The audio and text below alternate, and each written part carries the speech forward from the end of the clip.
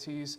And the Four Nations face-off wrapped up, and it was very exciting to watch. Canada took home the victory in an overtime win. Here to talk about it with me today is Christian Bersuch and Mason Branham. Now, guys, like I just mentioned, this event was exciting. It was very exciting for hockey and just sports in general. So, Christian, talk about the game. What was Canada's key to victory? I think that really Canada just benefited from it being the second matchup. I think that we really threw everything we had at them the first time, and that Canada came in making the defensive adjustments that we, quite frankly, didn't make. I think that Sam Bennett, Nathan McKinnon, they came in on the attack for Canada, and we just had no answer for them, sadly. Yeah, and Mason, what are your thoughts? Yeah, I definitely think with this being the second matchup, there was a lot of, anticipation with the rematch. And I think there was a lot just going into kind of with having that second match. Obviously, U.S.-Canada, it's been a rivalry for years. And I think Canada, after that first defeat, kind of used that as motivation to go into the championship game. And I think they used that fuel to win this game. Is there anything that, Mason, anything Canada did differently that they brought into the second game? Because it really was a big difference. Obviously, Canada got more done on the offensive end.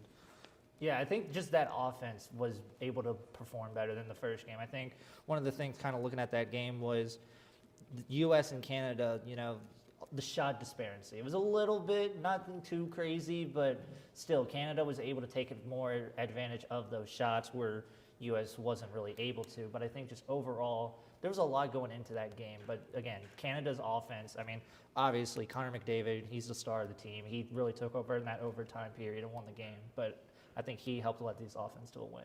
Yeah, Christian? Yeah, and I think going back to the shot disparity, Jake Sanderson for the American team, he was really trying to get the ball or to get the puck down to the attack, but they really struggled to get it moving when they did. Canada's defense just got it right back, and they're like Mason was saying, Connor McDavid on the attack, the U.S. had no answer for that. Yeah, for sure. America does have to bounce back. Obviously, they will play Canada again, most likely next year in the Olympics. So what does America have to do to bounce back, Christian, for their next chance at international play? I really don't think that this American team that it's I don't think that they have to do much next time. I think that this team was very young and that they'll age into a great group together. We have Zach Werenski, he's only 27 on the defense. Austin Matthews, 27. The Tkachuk brothers, they're 25 and 27 respectively. This team is going to be playing together for a long time. They're going to be fun to watch. And the Canadian team, as great as they are, they're aging out. They have a lot of 30-year-olds, 30-plus, and I don't think that they last together much longer. Yeah, Mason? Yeah, I definitely think age is going to play a factor here. I think, as the team gets better and as the team gets more experience playing with each other, I think that's going to play a huge role. But I think there's going to be a couple guys that we might see get closer, Robinson or Ben or guys like that. Those are guys you're going to see get closer to Olympic time, starting to get phone calls like, hey, we want you on Team USA, we need you, will you come play for us? And, some will say yes, some will say no, probably similar to how the NBA did it with the Olympics. But I definitely could say that U.S. is going to be more prepared going into the Olympics against Canada. Oh, yeah, for sure. America does have a lot of work to do with their roster. Mason, is there anyone else you would like to see America call up for next year? Yeah, definitely. I think Robinson would be a nice guy to see. Ben would be a nice guy to see. I know there's a couple guys from here and there, maybe just different players, from different teams. I know there's a couple guys on Vegas that would be a lot of fun to see. But I think there's definitely some phone calls to make. But I still think this team, as it is now, is a good team. Again, they're just a young, inexperienced team. And as time goes on, as they get more chemistry and develop more and play together more, I think that's going to help build that chemistry. And, it's going to help them on the ice. And I think that's going to give them a lot of edge going into next Olympics. And I think that's going to help them win. Yeah, Christian? Yeah, I agree. I think that the Four Nations tournament, international play in general, would benefit a lot from younger prospects getting the call-up.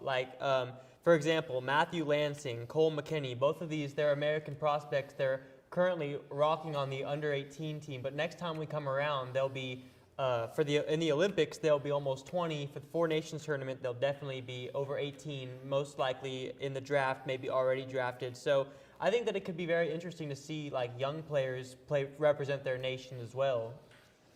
Oh, yeah, 1,000%. You want your young stars to play on the biggest stage. Absolutely. But speaking of the biggest stage, that's where hockey was at the forefront in front of the entire sports landscape. They broke viewership records. It was just huge for the game of hockey. So Mason, talk about the Four Nations as a whole. How big of it was it for the sport? I mean, I would say it's one of, if not the biggest hockey event like of all time. I think with what the NHL was able to do with the Four Nations, obviously, you know, a lot of people came in knowing, oh, it's probably going to be, you know, U.S. and Canada like it is every year. But Sweden and the other two teams, they were able to really put up a good fight. I mean, yes, they might not have gotten the result they wanted, but there were still a lot of good games. And I think overall, if you kind of look at it comparatively, you know, you look at the NHL compared to the NBA, there's a lot of things that people are talking about with the NBA that they did wrong. Whereas with the NHL, there's a lot of things they did right.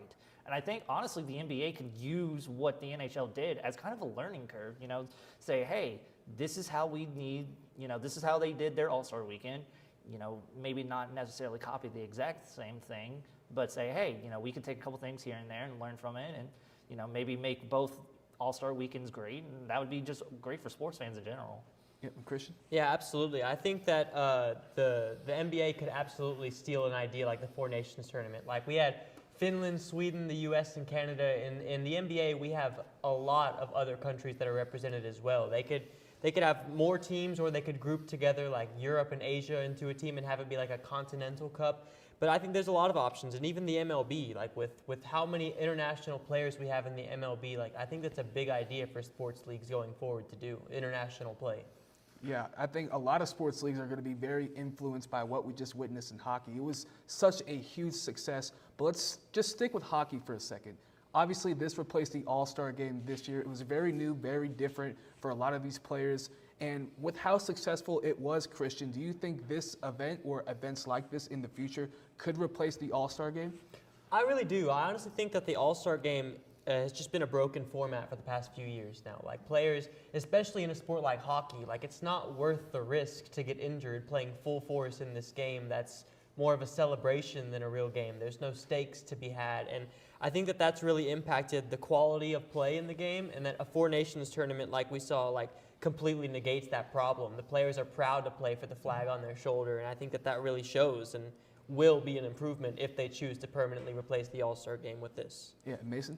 I think I could see something where maybe you alternate. Maybe one year you do an All-Star game, one year you do a Four Nations or something. Or maybe, you know, you have an All-Star weekend 1 week, and then maybe at like the beginning of the season or close to the end, you have the Four Nations. But I definitely think the Four Nations is here to stay, and I think it should be something that stays, because this, I think, shows that not all All-Star weekends are really the same. I think it showed that while hockey, yes, it is a physical sport, hockey players are still, you know, risking their, you know, bodies, risking their lives, risking injury. They're risking a lot going out there. And for them to still say, hey, we want to go out there, we want to play for a team. And I think another thing, kind of looking at it, it was interesting, was seeing teammates on different countries. You know, you have a couple pairs of teammates that are, you know, they could be best friends, but when it came to Four Nations, they didn't talk, they didn't speak, they didn't do anything, because it wasn't about the team, it was about their country. And I think that's something that, again, that the NBA can take. I think there's a lot of things that the NHL did right, and I think the NHL should keep this format going. Yeah, 1,000%. Hey, it was a huge success, but I want to talk about something different, because the NHL is a very physical sport, and with these high-stake games, they are happening right at the All-Star break.